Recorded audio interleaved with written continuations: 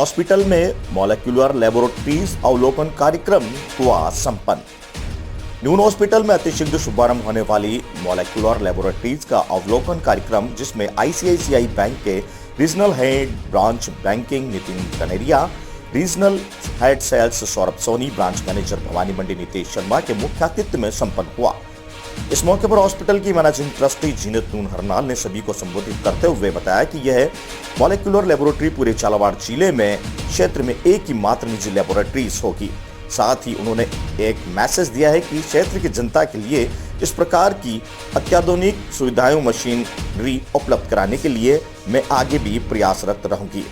Hospital के pathologist doctor कनक गुप्ता ने बताया कि इस लैब में समस्त प्रकार के पीसीआर टेस्ट हो सकेंगे, जिसमें डॉक्टर्स भी मरीज में आने वाली किसी भी प्रकार के इन्फेक्शन की सही व समय पर जानकारी मिल सकेगी, जिसमें उन्हें मरीज का इलाज करने में काफी सहायता मिलेगी, जो अतिशीघ्र शुभारंभ होने वाली है। हॉस्पिटल के मुख्य कार्यकारी अधिकारी देवव्रत मुखर्जी ने अपने उद्बोधन में कहा कि कोरोना की दूसरी लहर के समय प्रशासन, जनप्रतिनिधियों, क्षेत्र के जनता ने जो सहयोग किया है, उसी की बदौलत हमारे अनुभवी डॉक्टर की टीम द्वारा कुशल प्रबंधन कर लगभग 7 से 10 हजार लोगों को स्वास्थ्य लाभ प्रदान कर पाए, जिसके लिए मैं आप सभी का हृदय से आभार प्रकट करता हूं एवं आपके विश्वास दिलाता हूं कि न्यून हॉस्पिटल आगे भी इसी प्रकार के अच्छे प्रबंधन के साथ क्षेत्र की जनता को स्वस्थ लाभ प्रदान करता रहेगा। साथ ही इस मौके पर SDM Girdhar Baniwal, DSP Gopichand Meena, CI Mavli Prasad Yadav, trustee Ishwar Chand Bhatnagar, Kuldeep Arora, Aamir Mithaiwala, Ismail Bhai Mithaiwala, नगरपालिका चेयरमैन कैलाश बोरा, व्यापार महासंघ अध्यक्ष Pritpal Singh, vice chairman Anil Meena, Kalula Chalecha, Bahadur Singh, RTM president HM Vashishth, Chaitraj Galautpur नगरपालिका अध्यक्ष पिंकी गुजर, दिनेश जैन करावन, प्रधान सुल्तान सिंह चौहान सहित शहर के गण्यमान्य नागरिक मौजूद थे। भवानी मंडी से राहुल रावल की रिपोर्ट। नाम देवव्रत मुखर्जी, सीओ हॉस्पिटल। जैसे कि नून हॉस्पिटल में आज एक सुसज्जित लैब का इनोग्रेशन हुआ है, क्या सुविधाएं प्रदान की जाएगी इस लैब के द्वारा? देखिए, कोविड टाइम में हम लोग देखे थे, कोविड एक इन्फेक्शन है एंड उस time only Jhalawar medical college में आरटीपीसीआर टेस्ट होता है। तो ये लैब हम लोग, ये मॉलिक्यूलर बायोलॉजी लेबोरेटरी है, ये पूरा कोटा डिवीजन में निजी हॉस्पिटल में एकमात्र लैब है, तो जो डिफरेंट टाइप ऑफ इन्फेक्शन को आइडेंटिफाई करने में सक्षम रहेगा, जिसमें कोविड भी है एंड यहाँ से कन्फर्मेटरी टेस्ट मिलेगा एंड ट्रीटमेंट में बहुत अच्छा सुविधा होगा यहाँ पर, क्योंकि ये इस एरिया का एकमात्र एक जगह में है, उसमें बहुत फास्ट ट्रीटमेंट मिलेगा एंड अगर कोई लोड आता है तो उस लोड में इस एरिया के लोगों को बहुत बेनिफिट होगा। आपका नाम? मेरा नाम के सिंह, मैं नून मॉलिक्यूलर टेस्टिंग लेबोरेटरी यहाँ पे as a quality manager job कर रहा हूँ और नून डायग्नोस्टिक में as a lab in charge job कर रहा हूँ। जैसे कि अभी यहाँ पे एक सुसज्जित लैब खोली गई है, तो किस तरह की लैब है, आप हमें थोड़ा जानकारी देंगे? जी, प्रेजेंट में अपन सर पीसीआर लैब में खड़े हैं अपन यहाँ पे। ये पीसीआर का एरिया है। यहाँ पे फर्स्ट रूम जो है अपना, ये पीपीई किट के लिए पहना जाता है। यहाँ पे पीपीई किट डोनिंग रूम कहते हैं इसको। यहाँ पे पीपीई किट पहना जाता है। देन इसके बाद में सेकेंड रूम आता है अपना, जो कि आप देख रहे हैं स्टीकर भी लगा रखा है हमने, इसके ऊपर सैंपल प्रोसेसिंग एरिया कहते हैं। जो भी पीसीआर के सैंपल्स आते हैं वो यहाँ पे पेशेंट का आइडेंटिफिकेशन दी जाती है उसको। उसके बाद में उस सैंपल को प्रोसेस करने के बाद में पास बॉक्स के थ्रू उसको एक्सट्रैक्शन रूम में दिया जाता है, जहाँ पे आरएनए निकाला जाता है इस चीज़ का। तो हमारे पास में यहाँ पे बायोसेफ्टी कैबिनेट भी है। बायोसेफ्टी कैबिनेट एक्सट्रैक्शन मशीन है, जिसका हम यहाँ पे आरएनए निकालते हैं। आरएनए निकालने के बाद में उस सैंपल को हम इस पास बॉक्स के थ्रू इस रूम में पहुँचाते हैं, जिसे कि हम बोलते हैं टेम्परेट एडिशन। टेम्परेट एडिशन में यहाँ पे हम लोग इसमें मास्टर मिक्स तैयार किया जाता है। इसमें मास्टर मिक्स का जो कमरा है वो अपना ये वाला कमरा है मास्टर मिक्स का। यहाँ पे एक स्टाफ वहाँ से सैंपल मास्टर रिजेंट तैयार करता है। रिजेंट को तैयार करने के बाद में पास बॉक्स के थ्रू इस कमरे के अंदर पहुँचाता है। इस कमरे के अंदर पहुँचने के बाद में वो जो आरएनए निकला है उसके अंदर रिजेंट को डाला जाता है और उसको फिर प्रोसेसिंग करने के लिए हम लोग आरटीपीसीआर रूम के अंदर आते हैं। ये अपना आरटीपीसीआर रूम है। आरटीपीसीआर रूम में ये मशीन देख रहे हैं आप, इसमें 48 वेल्स की है ये। इसमें 1.5 घंटे का साइकिल होता है ये। इसमें आपको पीसीआर की रिपोर्ट यहाँ से प्रिंट आउट करके बाहर आ जाती है। देन उसके बाद में जो स्टाफ यहाँ पे जॉब कर रहा है वो फोटो किसी रूम में आता है, जहाँ पे डॉकिंग की जाती है। पीपी किट यहाँ से निकालता है। देन उसके बाद में इस एरिया से बाहर निकलता है हैंड वॉश की तरफ। हैंड वॉश का एरिया और बाथ का एरिया।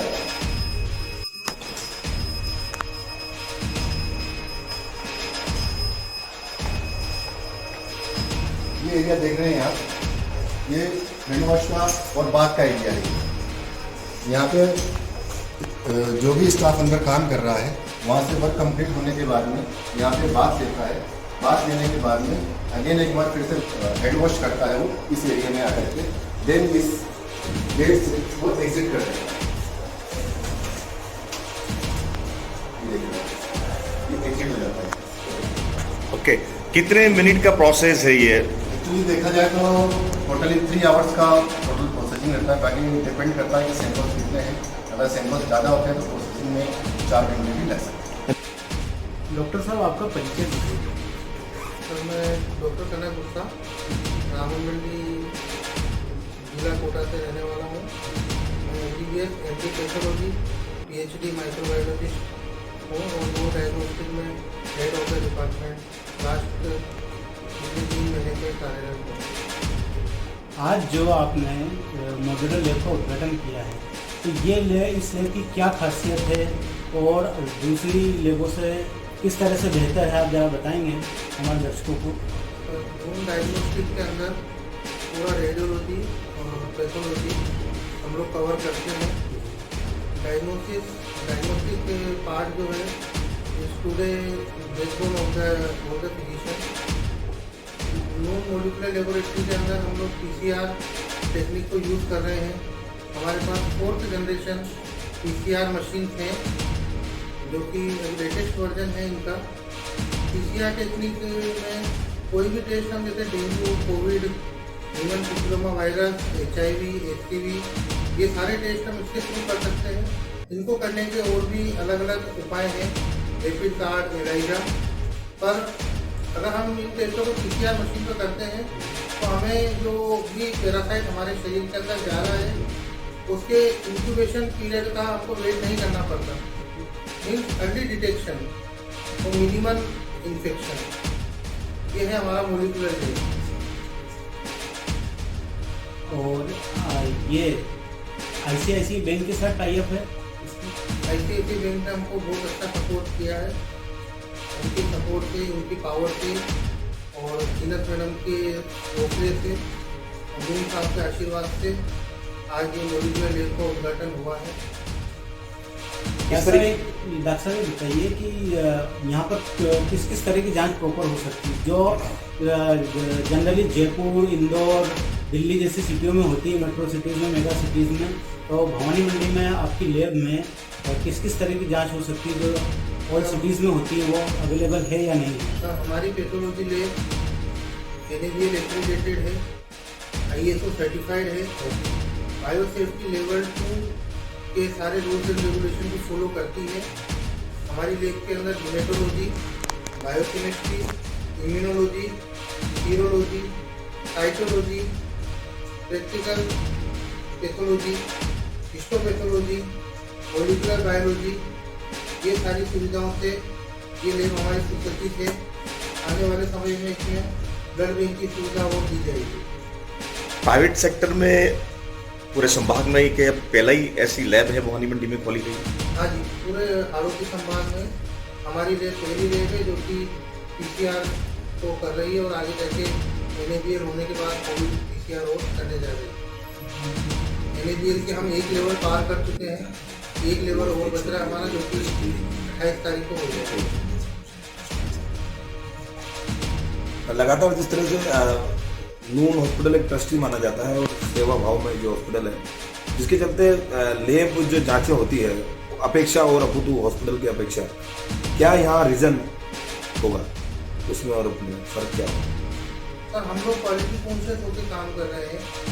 हमारा पैसा कमाना उद्देश्य नहीं है, क्योंकि हम एक चैरिटेबल हॉस्पिटल है और ये हॉस्पिटल एक मुंसर का सपना था जिसको जीनत मैडम पूरा कर रही हैं।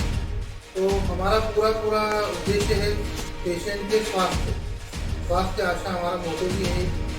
तो इसमें जितने भी हमारे प्रोडक्ट हैं सब उनको मेंटेन करने के लिए, उनकी रिलायबिलिटी के लिए हम लोगों ने पूरा कैलिब्रेशन, क्वालिटी मेंटेनेंस और जो भी इक्विपमेंट उनको उनके चाहिए तो सब हमारे लैब में मौजूद हैं। पूरा टेम्परेचर, ह्यूमिडिटी कंट्रोल, जितने भी एक इंटरनेशनल लेवल के जो पैरामीटर्स होते हैं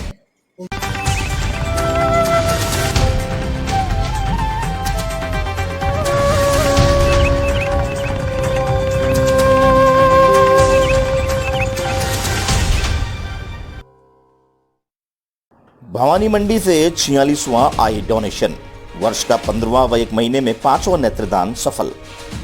7 वर्षीय नन्ही बिटिया परी पोरवाल के नेत्रदान से 6 नेत्रहीनों को मिलेगी नई नेत्र ज्योति। भवानी मंडी में 7 वर्षीय बालिका परी पोरवाल के आकस्मिक निधन के बाद लड़की के पिता अनिल पोरवाल और ताऊ श्याम पोरवाल ने हिम्मत रखकर साहसिक पहल करते हुए बिटिया के नेत्रदान का निर्णय लिया। इस पर नेत्रदान प्रभारी कमलेश दलाल द्वारा सूचना देने पर शाइन इंडिया फाउंडेशन के डॉक्टर कुलवंत गौड़ ने कोटा से आकर भवानी मंडी पहुंचकर रात्रि 11 बजे कॉर्निया प्राप्त किया। घर पर उपस्थित सभी परिवारजनों समाज सदस्यों को सामने नेत्रदान संपन्न हुआ। उपस्थित सभी व्यक्तियों विशेषकर महिलाओं ने भी नेत्रदान की प्रक्रिया को अच्छी तरह से देखा और जाना कि नेत्रदान में किसी प्रकार की कोई चेहरे पर विकृति नहीं आती है। इसमें केवल आंखों के ऊपर की झिल्ली जिसे कॉर्निया कहा जाता है उसे लिया जाता है। इसमें पूरी आंख नहीं निकाली जाती है। यह रक्तहीन प्रक्रिया 10 मिनट में पूरी हो गई। इस कार्यक्रम में जगदीश पोरवाल, गोपाल पड़तानी, संदेश पोरवाल, राजेश खंडेलवाल आदि ने सहयोग किया। शाइन फाउंडेशन इंडिया के चौथे मित्र एवं भारत विकास परिषद के प्रांतीय नेत्रदान प्रभारी कमलेश दलाल ने बताया कि यह कोटा संभाग के इतिहास में सबसे कम उम्र का नेत्रदान प्राप्त हुआ है। कम आयु के नेत्रदान में कॉर्निया अत्यंत मजबूत स्थिति में रहता है।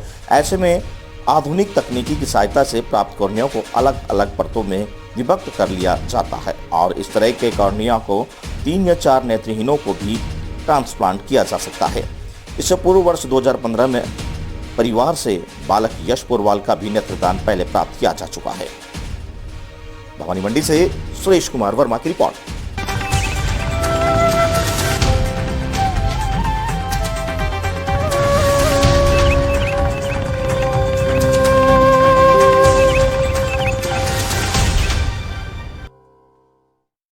शरद पूर्णिमा का पर्व श्रद्धा और उल्लास के साथ मनाया।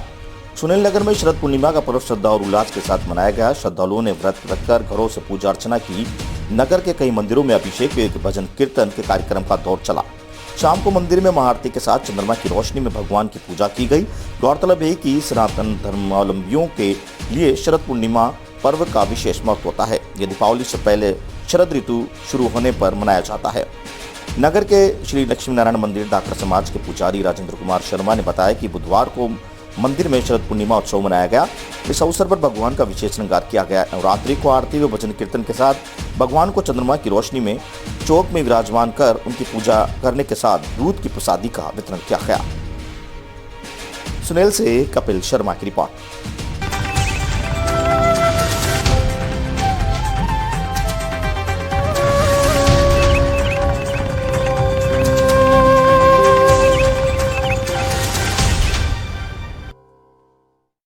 ट्रेन की चपेट में आने से बुजुर्ग की मौत, शौच जाने के दौरान हुआ हादसा। झालावाड़ जिले के दिल्ली मुंबई रेल मार्ग में डाउन ट्रैक पर आज सुबह एक 75 वर्षीय बुजुर्ग की ट्रेन की चपेट में आने से दर्दनाक मौत हो गई। कंधार पुलिस ने मौके पर पहुंचकर शव को कब्जे में लिया और सीएचसी चौमेला की मॉर्चरी में रखवाया। मृतक के परिजनों ने बताया कि नरसिंहगढ़ निवासी मृतक करण सिंह पटियार सुबह उठकर हाथ मुंह धोने गए, जो कि मानसिक रूप से कमजोर थे। काफी देर तक मृतक घर नहीं आए तो उनकी खोजबीन की गई। खोजने पर पता चला कि दिल्ली मुंबई रेलवे ट्रैक पर चौमेला रेलवे स्टेशन और नाथोखेड़ स्टेशन के डाउन ट्रैक मध्य शव पड़ा हुआ है। सूचना दी, पुलिस ने मौके पर पहुंचकर शव को कब्जे में लिया और चौमेला सीएचसी में पोस्टमार्टम करवाकर परिजनों को सुपुर्द किया तथा परिजनों से पर्चा बयान लिया गया। कंधार चौमेला से सुनील निगम की रिपोर्ट।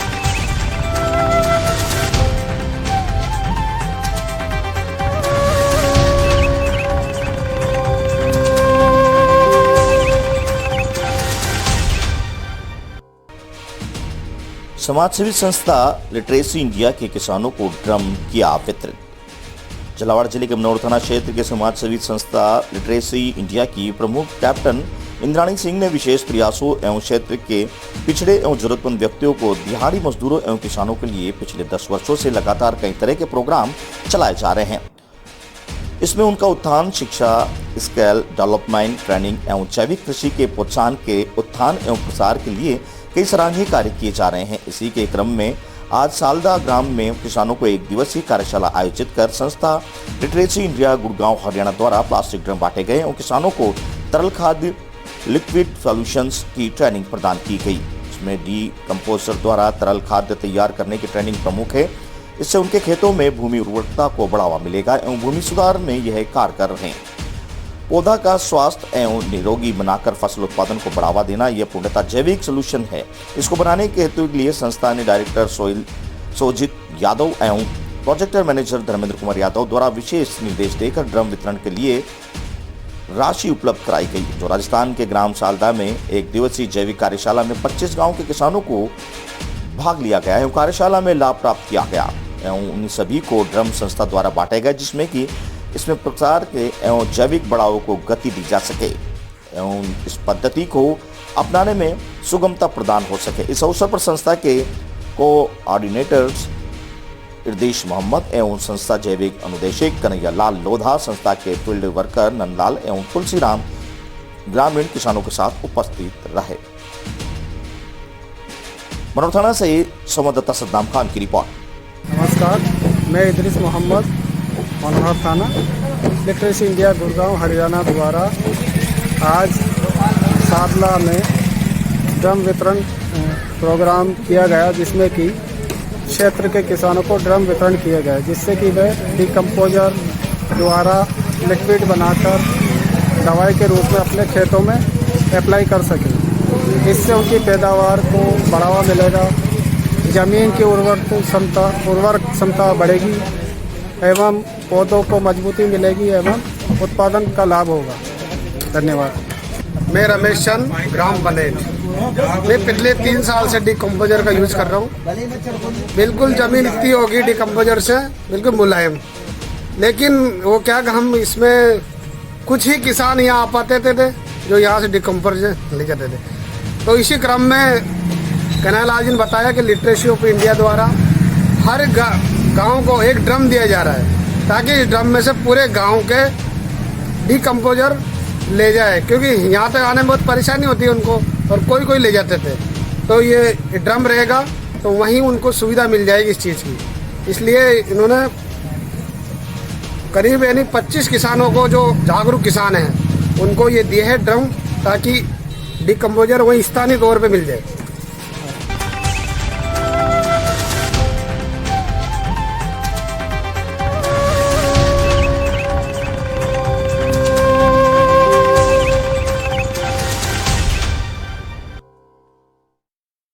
बीमा योजना के तहत बैंक ने दिया सहायता राशि का चेक।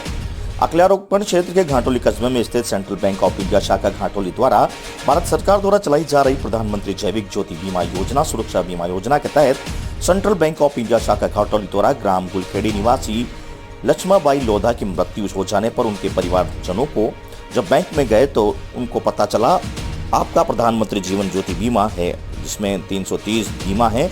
नामिनी पति रतन लाल लोधा, जो कि सेंट्रल बैंक ऑफ इंडिया शाखा कार्यालय द्वारा 2 लाख का सहायता राशि का चेक सौंपा गया। इसमें बैंक प्रबंधक मनीष मधुकर, विवेक गोयल, सहायक शाखा प्रबंधक Avinash Goyal, field officer, bank कर्मचारी पाना चमीना, मोहम्मद शाकिर आदि के द्वारा सहायता राशि का चेक सौंपा गया। अकलेरा से संवाददाता रमेश शर्मा की रिपोर्ट।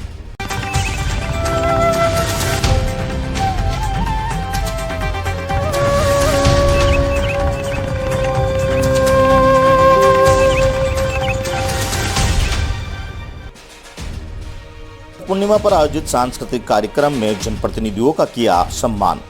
सांसद सुमेधानंद सरस्वती एवं विधायक रामलाल शर्मा ने ग्राम की प्रतिभाओं का किया सम्मान। चुमू उपखंड के ग्राम चिमनपुरा में लक्ष्मण सेवा मंडल के द्वारा शरद पूर्णिमा महोत्सव व जनप्रतिनिधि सम्मान समारोह का आयोजन किया गया। कार्यक्रम के मुख्य अतिथि स्पीकर सांसद सुमेधानंद सरस्वती और भाजपा प्रदेश मुख्य प्रवक्ता एवं चौमू विधायक रामलाल शर्मा की दीप प्रज्वलन कर कार्यक्रम की शुरुआत की।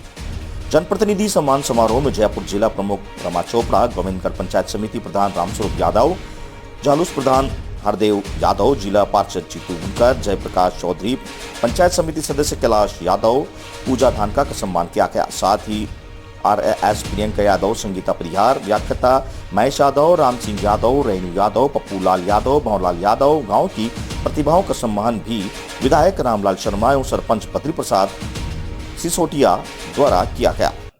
तो सांस्कृतिक कार्यक्रम की कड़ी से JD ग्रुप अलवर के द्वारा एक जादूगर राजेंद्र मीना के कार्यक्रम ने देर रात कार्यक्रम का समा बांधा। कार्यक्रम में हनुमान गुंगला, पूर्व सरपंच रामविलास मीना, बंसी नूनला गोपाल केशवा, बंशीधर यादव, उड़मल यादव, मोहनलाल यादव, नाथुराम, वार्ड पंच बनवारी मंडल अध्यक्ष वर्मल यादव, अर्जुन यादव, राकेश यादव, भीम सिंह यादव, राजकुमार बदमन मौजूद रहे। चोमू से राजेश कुमार चांगिड़ की रिपोर्ट।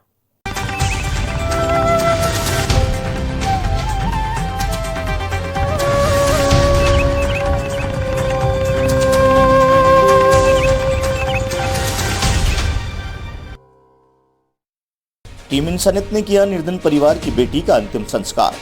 खैराबाद जन सेवा के क्षेत्र में हमेशा अग्रणी टीम इंसानियत ने आज फिर खैराबाद में किया एक निर्धन परिवार की बेटी का अंतिम संस्कार।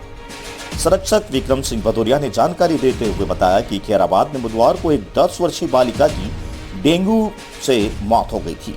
परिवार की आर्थिक स्थिति काफी कमजोर थी। टीम को अंतिम संस्कार के लिए मदद का संदेश मिला। टीम ने अपने व्हाट्सएप ग्रुप पर एक मुहिम के माध्यम से बालिका का अंतिम संस्कार किया और 2200 रुपए की सहयोग राशि भी परिवार को सौंपी। इस दौरान टीम ने संचालक रमेश गुप्ता, अजय वर्मा, भानु रावल आदि कई लोग भी मौके पर मौजूद रहे।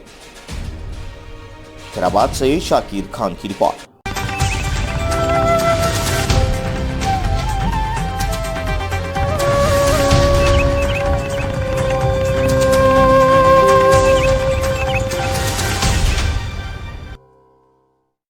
बासी शिविर में 40 परिवारों को मिला मालिकाना हक। प्रशासन गांव के संग अभियान के तहत नैनवा उपखंड की बासी पंचायत पर आयोजित शिविर में 40 परिवारों को उनके आशानों का हक मिल गया। उपखंड अधिकारी नैनवा शिवराम ने बताया कि शिविर में 40 परिवारों द्वारा मकान के मालिकाना हक के लिए प्रार्थना पत्र प्रस्तुत किया गया था। इस मौके पर ही सारी प्रक्रिया पूरी की गई। उन्होंने बताया कि नियम 157A में 21 परिवारों, नियम 157B में 9 परिवारों तथा नियम 158 के तहत 10 परिवारों को मकान के पट्टे वितरित कर मालिकाना हक दिलाया गया। मकान के पट्टे मिलने के बाद 40 परिवारों के सदस्यों के चेहरे पर मुस्कान थी। उन्होंने राज्य सरकार को इसके लिए भी आभार जताया और कहा कि वर्षों से अपने ही आवास के मालिकाना हक का सपना आज राज्य सरकार के निर्णय से सच हो गया। बासी गांव प्रशासन गांव के शिविर का आयोजन में 5 लोगों गैर खातेदारी से खातेदारी में दर्ज मिला। शिविर में 40 आवासीय पट्टे, जाति, मृत्यु प्रमाण पत्र, वहीं रास्तों का निस्तारण सहित अन्य कार्य का निस्तारण भी किया गया। दई से आयुष गौतम की रिपोर्ट।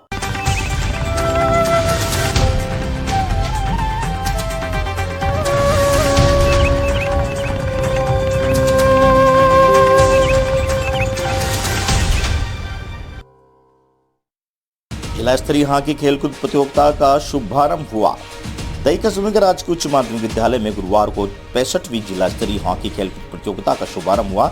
विद्यालय प्रधानाचार्य महेश कुमार मीना ने बताया कि प्रतियोगिता का शुभारंभ पर आयोजित समारोह के मुख्य अतिथि CBIO नैनवा हुकुमचंद मीना, अध्यक्षता सरपंच चंद्रकांता नागर, विशिष्ट अतिथि SBBIO शिवराज कहार ने की।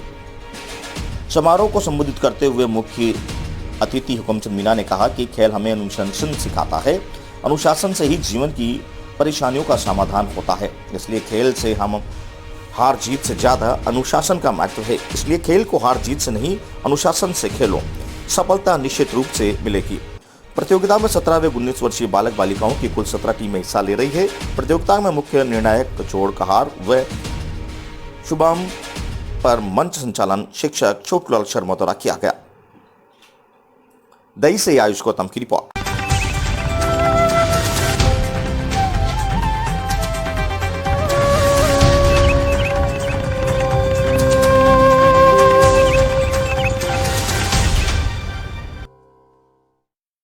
बिना हेलमेट गाड़ी चलाने वालों पर यातायात पुलिस की सख्ती।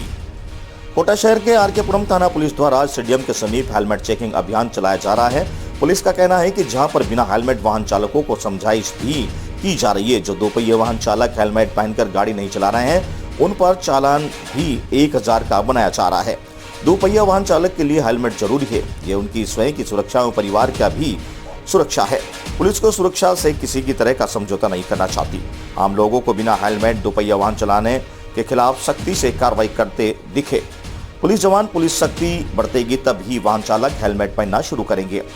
श्रीराम उप निरीक्षक थाना आरकेपुरम ने बताया कि शहर में पुलिस द्वारा बिना हेलमेट पहनने वाले 2 पहिया वाहन चालकों पर सख्ती से कार्रवाई की जा रही है।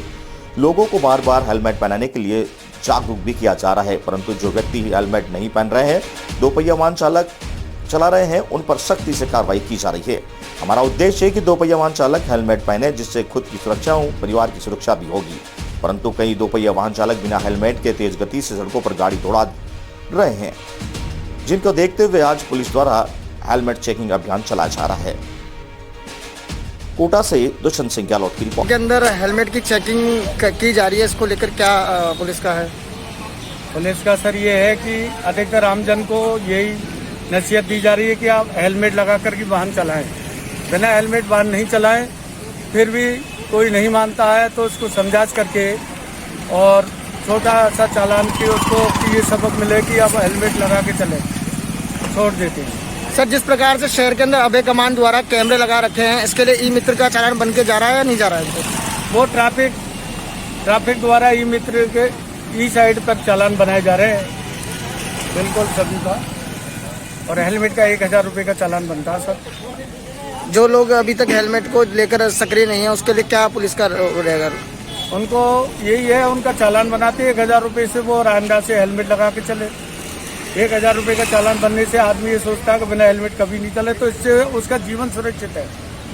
जीवन स्वयं की सुरक्षा के लिए ही हेलमेट लगाया जाता है, न कि चालान के लिए।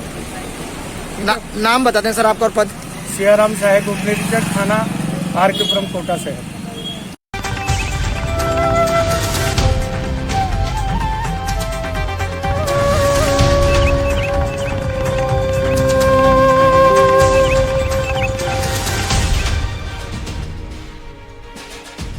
खेलते खेलते 3 साल के बच्चे की पानी की दो में गिरने से हुई मौत। सुनील नगर में गुरुवार को एक 3 साल के बच्चे के घर के बाहर पानी की दो में गिर गया, जिससे उसकी मृत्यु हो गई। सुनील के शिव मंदिर चौक मोहल्ला निवासी चौथमल राठौर ने बताया कि गुरुवार सुबह उनका बच्चा हर्ष खेल रहा था। वह खेलते खेलते घर के बाहर बनी पानी की दो में जा गिरा। घर के पास खेत होने से घर के लोग खेत पर काम कर रहे थे। कुछ देर बाद मेरी मां पत्नी ने उसको ढूंढा तो वह घर के बाहर पानी की दो में गिरा हुआ मिला, जिसको हॉस्पिटल ले जाया गया, जहां डॉक्टरों ने उसे मृत घोषित कर दिया। सुनील से कपिल शर्मा की रिपोर्ट।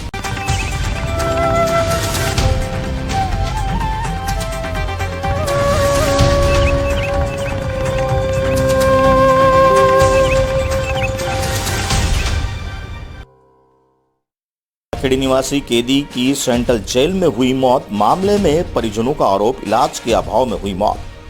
जिले के सुकेत थाना के अंतर्गत ग्राम पीपाखेड़ी निवासी एक युवक को कोटा सेंट्रल जेल में 3 वर्षों से दहेज हत्या के मामले में बंद था, जहां उसकी तबीयत खराब होने पर बुधवार शाम को उसकी मौत हो गई।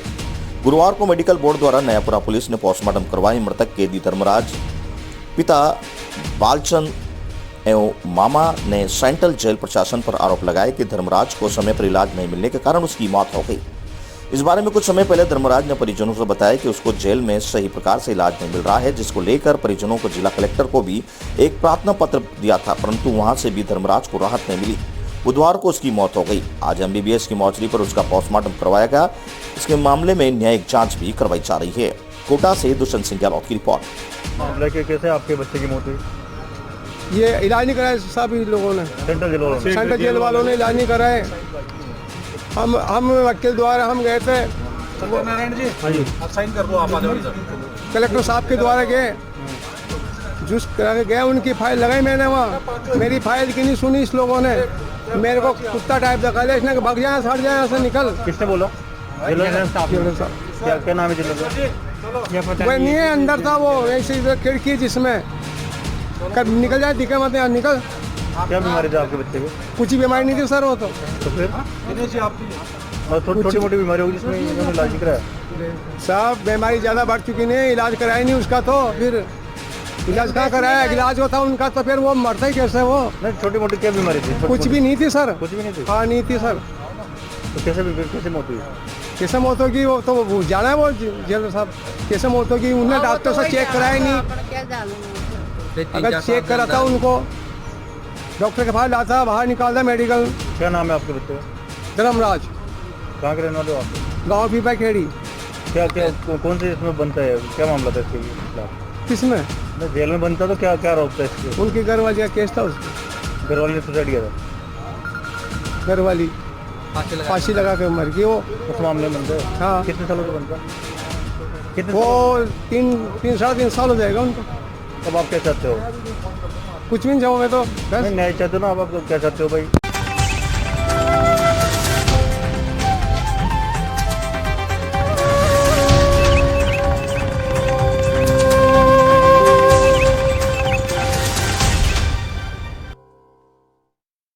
जमीनी विवाद को लेकर राजाराम मीणा की हुई थी हत्या। मामले का पुलिस ने किया पर्दाफाश। इस मामले में पुलिस ने पिता पुत्र सहित 7 आरोपियों को गिरफ्तार करने में सफलता हासिल की। इन सभी आरोपियों ने राजाराम व उसके परिवार पर सरिये लाठियों से हमला बोला था, जिसमें राजाराम मीणा की मौत हो गई थी। सभी आरोपी 2 ट्रैक्टर में भरकर आए थे और तलवार लाठियों गंडासों से वारदात को अंजाम दिया और फरार हो गए थे।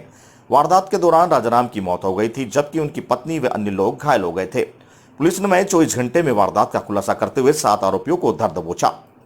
ये सभी आरोपी एक ही परिवार से जुड़े हुए हैं, जिन्होंने राजाराम मीणा के परिवार पर जमीनी विवाद को लेकर चल रही पुरानी रंजिश के चलते वारदात को अंजाम दिया था। पकड़े गए आरोपियों में राम नारायण, बबलू, रामलाल, बंटी, भंवरलाल, रामेश्वर, लोकेश को गिरफ्तार किया है। सभी आरोपियों का आपस में रिश्तेदार हैं। फिलहाल कैथून थाना पुलिस पूरे मामले की जांच में जुटी हुई है। कोटा से दर्शन सिंह गहलोत की रिपोर्ट।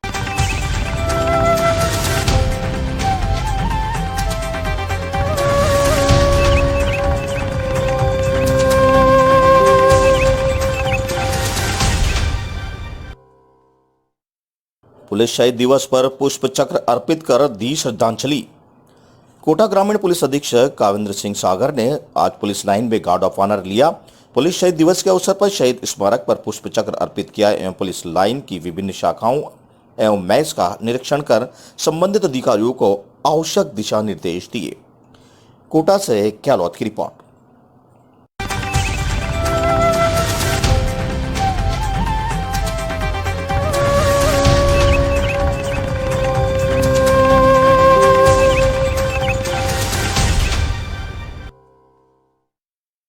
चित्तौड़गढ़ में परिवहन विभाग ने शुरू किया विशेष अभियान। कोरोना काल के बाद हालात सामान्य होने के साथ ही लोगों की सुरक्षा को लेकर सरकार और अधिक गंभीर हो गई है। इसी कड़ी में बच्चों के स्कूल खुलने और यात्रियों की आवाजाही बढ़ने को लेकर वाहनों की सघन जांच का अभियान शुरू कर दिया गया है। जब 10 दिन से इस अभियान के तहत बच्चों को स्कूल से जाने वाली बस और यात्री बसों की जांच की जाएगी। 20 अक्टूबर से हुए शुरू अभियान के तहत चित्तौड़गढ़ प्रादेशिक परिवहन कार्यालय में कार्रवाई करते हुए 24 घंटों में 10 वाहनों का चालान बनाया गया है। वहीं आज सुबह 8 बजे से ही विभाग की टीमें तैयार हो गई, जिससे बच्चों को स्कूल ले जाने वाली बसों की जांच की जा सके। अब तक 10 वाहनों के चालान बनाए गए, जिसमें 4 स्कूल बस हैं। जिला परिवहन अधिकारी मनीष शर्मा ने बताया कि 30 अक्टूबर तक ये सघन जांच अभियान जारी रहेगा और लगातार सुरक्षा को लेकर वाहनों की जांच की जाएगी। वहीं वाहनों में कमी पाए जाने पर नियमानुसार कार्रवाई की जाएगी, जिससे यात्रियों को सफर सुरक्षित बनाया जा सके। चित्तौड़गढ़ से गोपाल चतुर्वेदी। किस तरह का अभियान चलाया जा रहा है, किस तरह के जांच की जा रही है, अब तक क्या कार्रवाई हुई है? 20 अक्टूबर से लेकर 30 अक्टूबर तक का राज्य सरकार के निर्देशों की पालना में एक अभियान चलाया गया है, जो विशेष रूप से बाल वाहिनी की चेकिंग के लिए है। अब लॉकडाउन की परिस्थितियों के बाद में अब जब सब कुछ खुल चुका है, विद्यालय शुरू हो रहे हैं और छात्र छात्राओं का आवागमन जो है बाल वाहिनियों में शुरू हो चुका है, तो ये सुरक्षा की दृष्टि से अत्यावश्यक हो जाता है कि एक बार सारी बाल वाहिनियों की सघन जांच की जाए। तो इसी कार्रवाई के दौरान अभी कुछ बाल वाहिनियों के हमारे द्वारा चालान भी बनाए गए, नियमानुसार उस पर कार्रवाई की जा रही है। जिन बाल वाहिनियों के जो नियमानुसार कागज नहीं मिल रहे हैं, उनके दस्तावेज नियमानुसार नहीं पाए जा रहे हैं अथवा इनमें अन्य प्रकार की कोई कमियां पाई जा रही है, तो उन्हें चालान बनाकर नियमानुसार कार्रवाई की जा रही है। कब तक चलेगा ये अभियान? ये अभियान 10 दिन तक चलेगा। 30 अक्टूबर तक अभियान ही चलेगा। आपका नाम और परिचय? मैं मनीष कुमार शर्मा, जिला परिवहन अधिकारी चित्तौड़गढ़।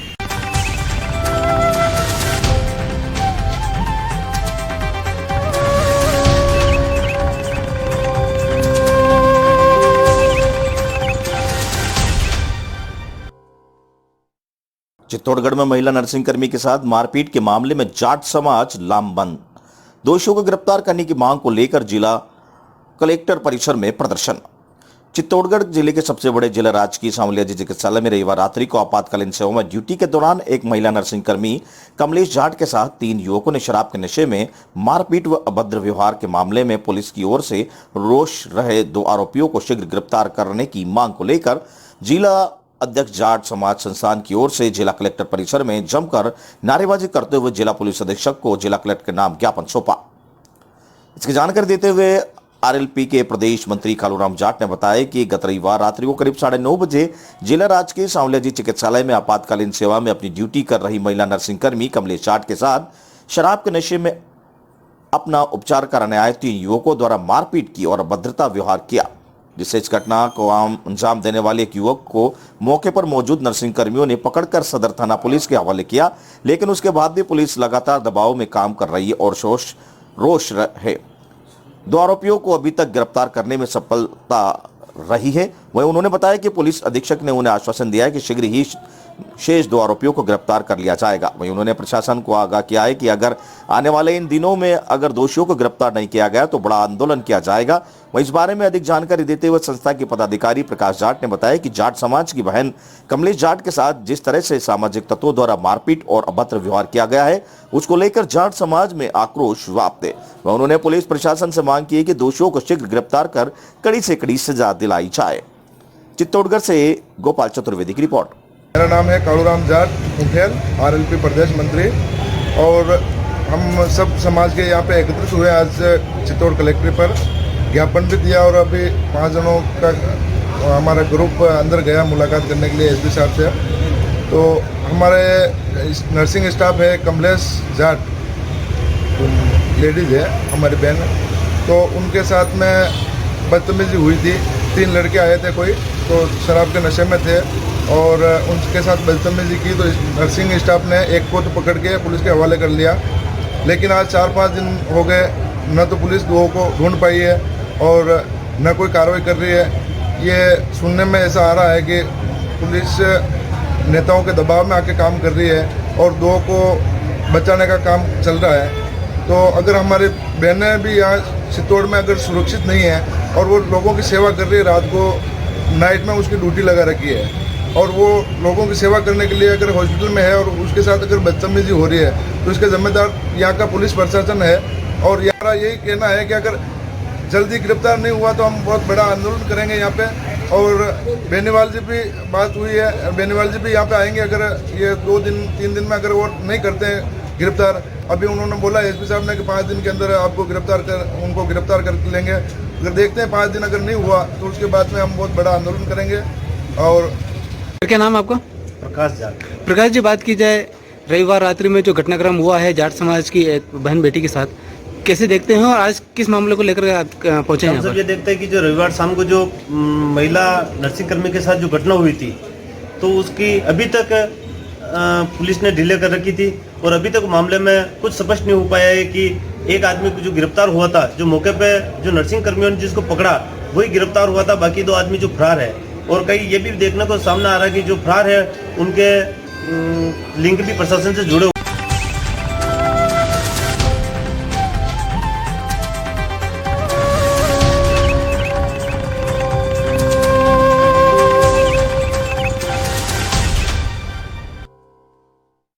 मध्य प्रदेश बीजेपी के दिग्गज नेता और 3 बार विधायक रहे नानालाल पाटीदार का निधन।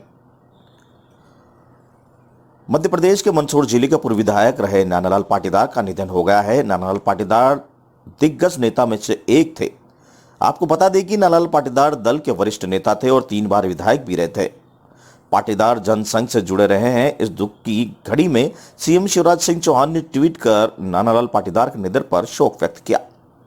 सीएम शिवराज सिंह चौहान ने ट्वीट में लिखा है कि जनसंघ से लेकर बीजेपी तक जनसेवा के लिए सतत समर्पित हमारे वरिष्ठ नेता सुहासरा सीतामऊ मंदसौर के विधानसभा क्षेत्र के पूर्व विधायक नानालाल पाटीदार के निधन का दुखद समाचार प्राप्त हुआ।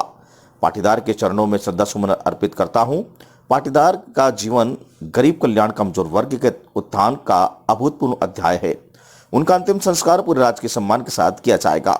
ईश्वर से प्रार्थना है कि दिवंगत आत्मा को शांति प्रदान कर अपने श्री चरणों में स्थान दे। वहीं शोकाकुल परिजनों को प्रति गहरी संवेदनाएं जताई। पाटीदार राजनीति में आने से पूर्व जनसंघ से जुड़े थे। इनके बाद वे सरपंच भी बने। वहीं 1990, 1993 और 2000 में इन्होंने विधायक का चुनाव भी जीता था। पाटीदार का पूरा जीवन बीजेपी के लिए समर्पित रहा। आपातकाल के दौरान सरकार द्वारा इनका घर गिर गया था, जिसके बाद इन्होंने जंगल में गुजारा किया। राम मंदिर के लिए आवाज बुलंद करने वाले पाटीदार और उनके परिवार का भी नाम शामिल है। इसके अलावा पाटीदार समाज के एक अच्छे खासा प्रभाव था। नानालाल पाटीदार के निधन पर सीएम शिवराज ने शोक व्यक्त किया। इसके साथ ही बीजेपी दिग्गजों ने कहा कि पाटीदार के निधन से बीजेपी को बड़ा झटका लगा है। उन्होंने अपना पूरा जीवन जनसेवा और बीजेपी के लिए समर्पित किया। वहीं पत्रकार सुमित सिंह राठौड़ ने ट्वीट में लिखा है कि जनसंघ के बीजेपी के तहत जनसेवक के लिए समर्पित हमारे वरिष्ठ नेता सुहासराव सीतामऊ मंदसौर विधानसभा क्षेत्र के पूर्व विधायक पाटीदार के निधन का दुखद समाचार सबके लिए विचाराधीन है। जहां पाटीदार के चरणों में श्रद्धा सुमन अर्पित करते हूं। पाटीदार का जीवन गरीब कल्याण कमजोर वर्ग के उत्थान का अभूतपूर्व अध्याय है। उनका अंतिम संस्कार पूरे राजकीय सम्मान के साथ होना सौभाग्य की बात है। वहीं उन्होंने ईश्वर से प्रार्थना की है कि दिवंगत आत्मा को उनके श्री चरणों में स्थान दे। पाटीदार का जीवन गरीब कल्याण कमजोर वर्ग के उत्थान का अभूतपूर्व अध्याय है। उनका अंतिम संस्कार पूरे राजकीय सम्मान के साथ किया जाना चाहिए। ईश्वर से प्रार्थना है कि दिवंगत आत्मा को शांति प्रदान कर अपने श्री चरणों में स्थान प्रदान करे। सुहासरा से कैमरामैन सुमित सिंह राठौड़ के साथ पूजा चौहान की रिपोर्ट।